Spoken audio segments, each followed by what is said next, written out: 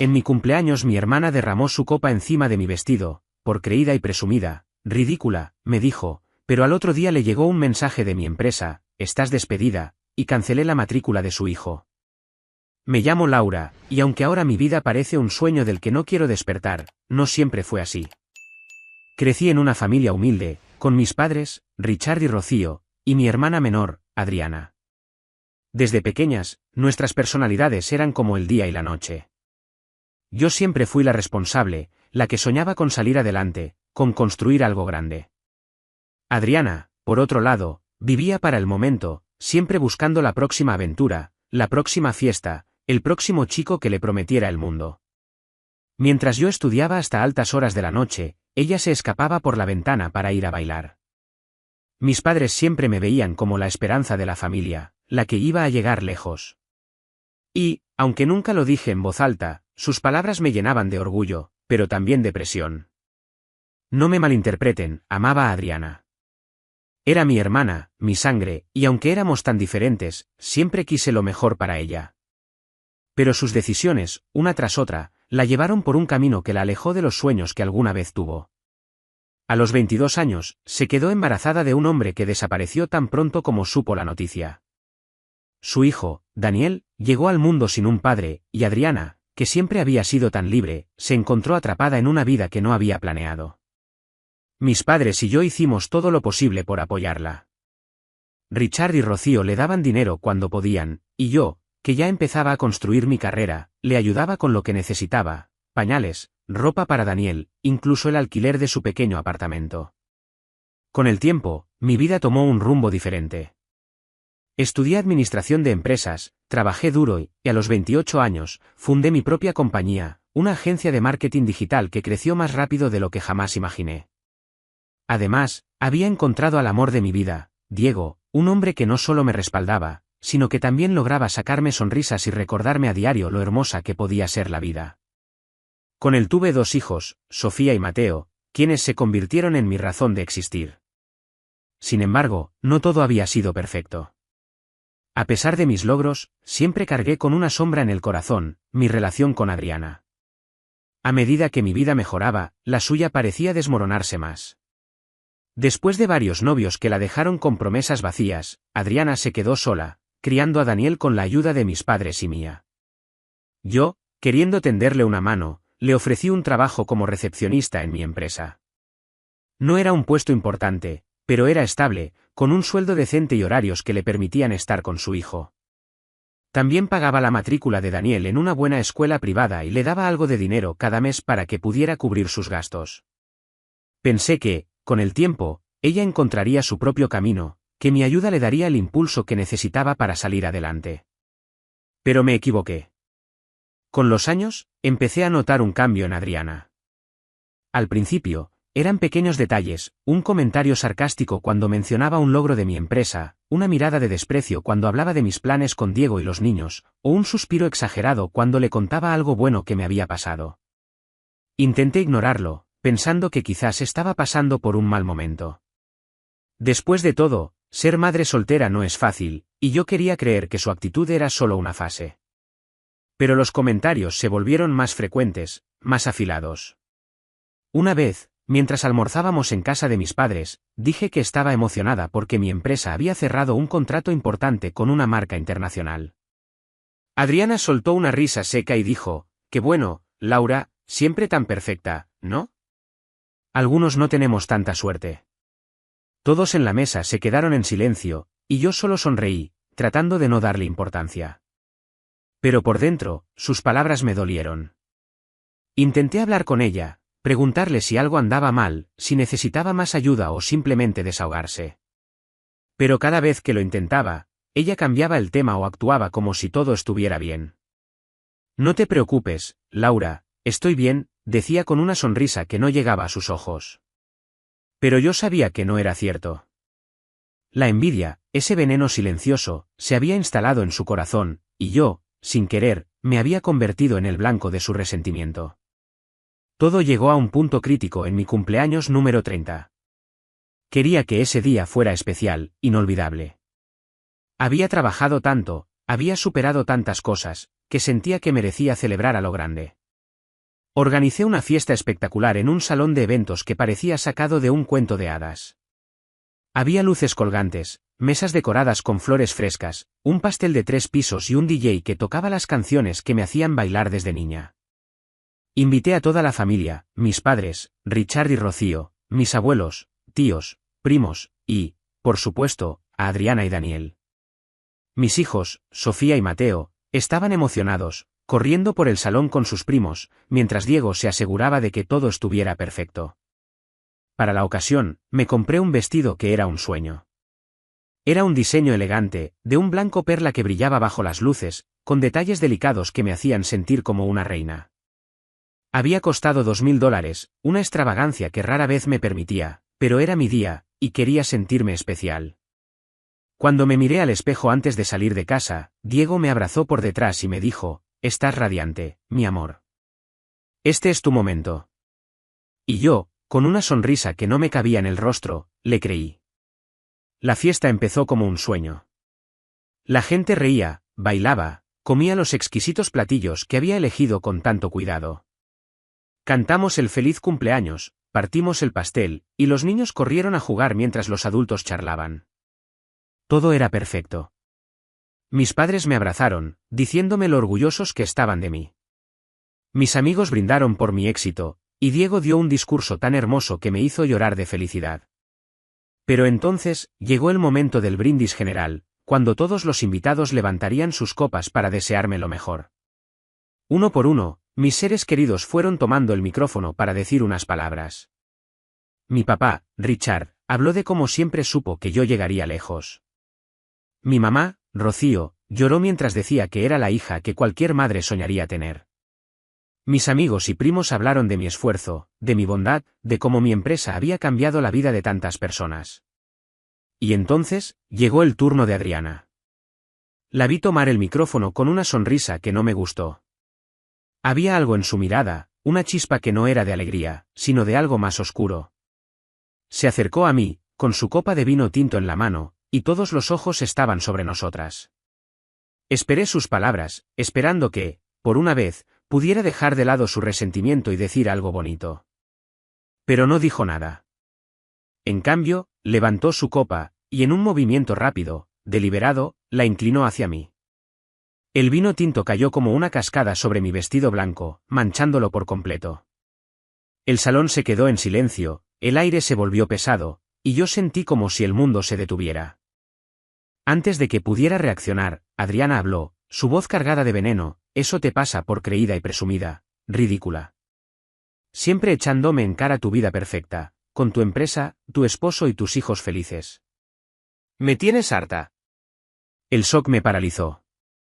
Sentí las miradas de todos sobre mí, el vestido arruinado, el vino goteando hasta el suelo.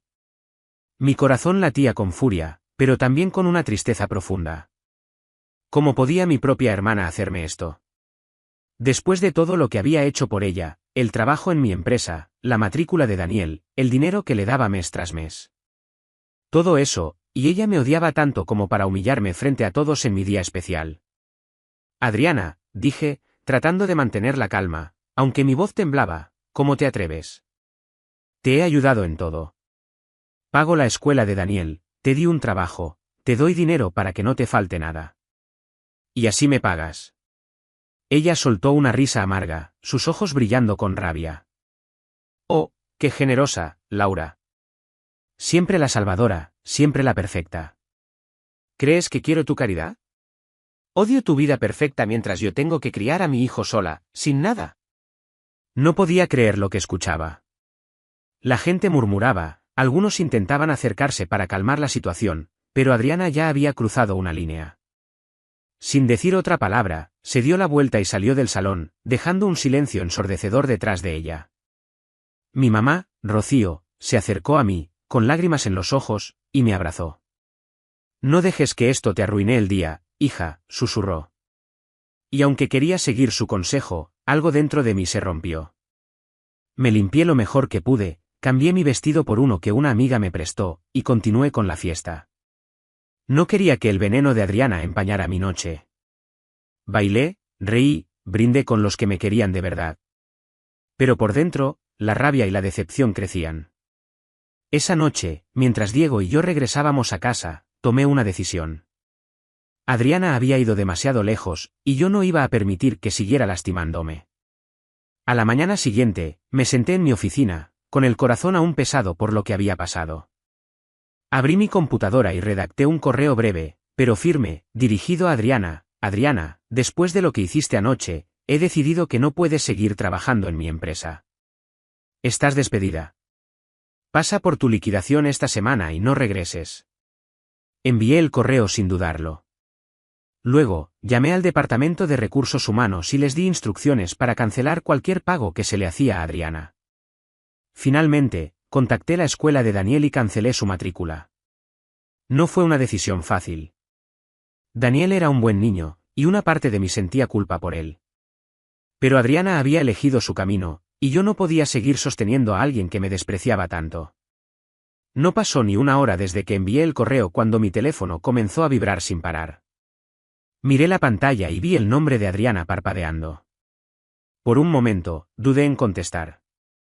Una parte de mí, la que aún guardaba recuerdos de cuando éramos niñas y compartíamos secretos bajo las sábanas, esperaba una disculpa sincera, un atisbo de arrepentimiento por lo que había hecho en mi cumpleaños.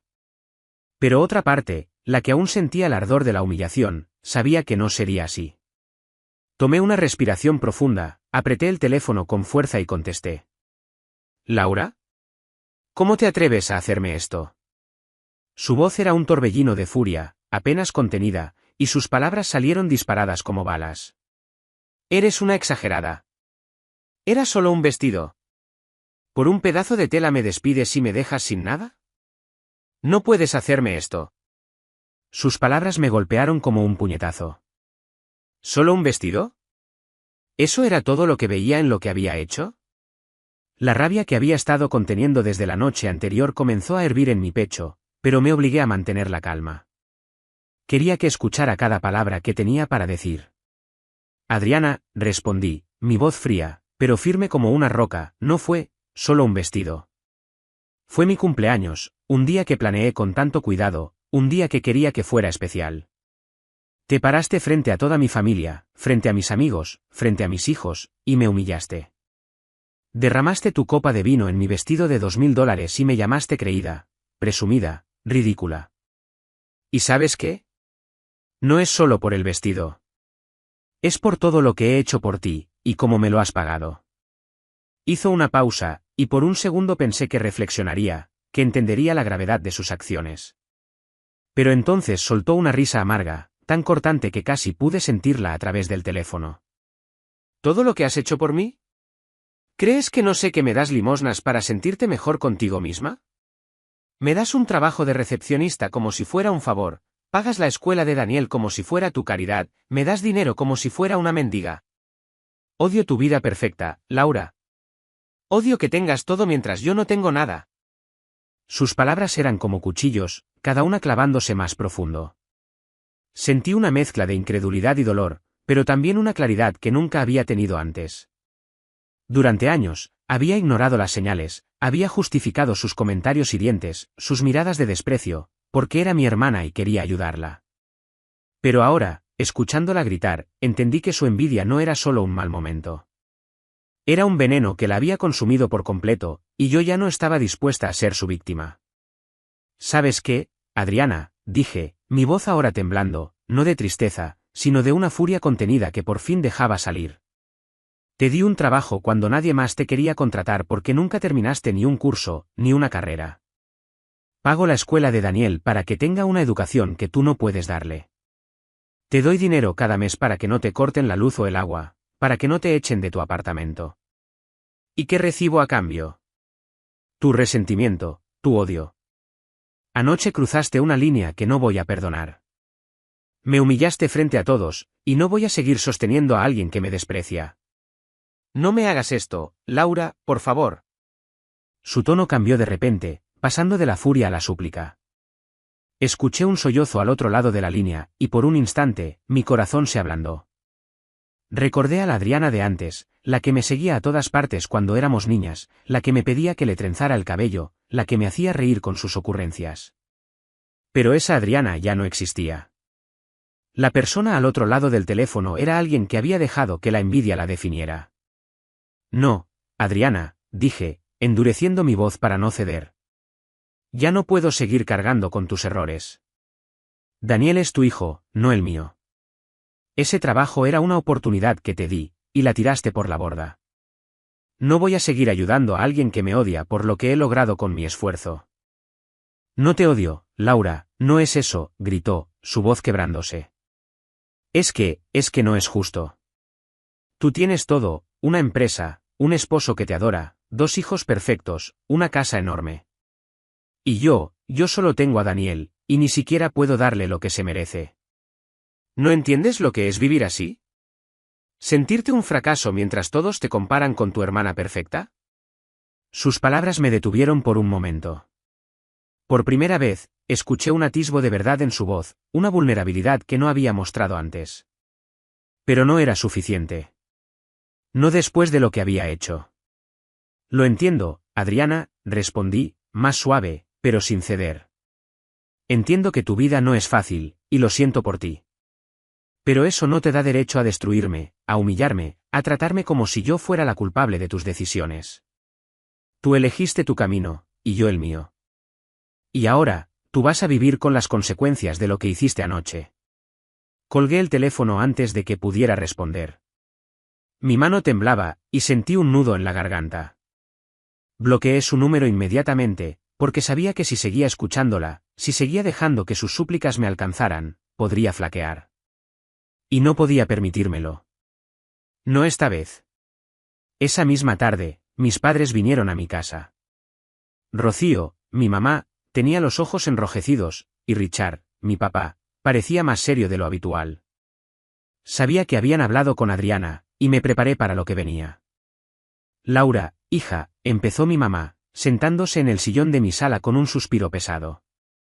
Entiendo que estés molesta, y tienes todo el derecho. Lo que Adriana hizo anoche fue imperdonable. Pero Daniel no tiene la culpa. Ese niño te adora, y ahora, sin la escuela, sin el apoyo que le dabas, ¿qué va a pasar con él? Sus palabras eran un eco de mis propios pensamientos, y por un momento, sentí una punzada de culpa. Pero me mantuve firme. Mamá, lo sé, dije, mirando sus ojos llenos de preocupación. Y me duele por Daniel, de verdad. Pero Adriana es su madre. Ella tiene que hacerse responsable. No puedo seguir cargando con sus decisiones. Si sigo ayudándola, ella nunca aprenderá, nunca cambiará. Y después de lo que hizo, no puedo confiar en ella. Mi papá, que había estado en silencio, asintió lentamente. Tienes razón, Laura, dijo, su voz grave. Adriana ha tenido muchas oportunidades, y las ha desperdiciado todas. Lo que hizo anoche fue una bajeza. Pero, es tu hermana. Tal vez, con el tiempo, puedan arreglar las cosas. No esta vez, papá, respondí, sintiendo una determinación que no había sentido antes. He pasado años tratando de ayudarla, ignorando sus comentarios, sus actitudes. Anoche me mostró quién es realmente. No quiero eso en mi vida. Mis padres no insistieron más, aunque vi la tristeza en sus rostros. Sabía que ellos también sufrían por Adriana, por Daniel, por la familia que alguna vez fuimos. Pero también sabían que yo tenía derecho a protegerme, a proteger la vida que había construido con tanto esfuerzo. Días después, supe por una prima que Adriana había empacado sus cosas y se había ido de la ciudad con Daniel, diciendo que iba a buscar nuevas oportunidades en otro lugar. No sé si era verdad o si solo estaba huyendo de las consecuencias de sus acciones. No me importó. Por primera vez en mucho tiempo, sentí un peso levantarse de mis hombros. Era como si, al cortar ese lazo tóxico, hubiera recuperado una parte de mí que había perdido. Mi vida no era perfecta, nadie tiene una vida perfecta, pero era mía. Había trabajado duro por cada logro, cada sonrisa de mis hijos, cada abrazo de Diego. Y nadie, ni siquiera mi hermana, iba a arrebatármelo. Por primera vez, me sentí libre de su sombra. Adriana había elegido su camino, y yo el mío. Y ahora, mientras abrazo a Sofía y Mateo antes de dormir, y mientras veo a mi esposo a nuestro lado, sé que he hecho lo correcto. Nadie volverá a apagar mi luz jamás. Soy libre, fuerte, y eso es suficiente para mí. Suscríbete para más historias diarias.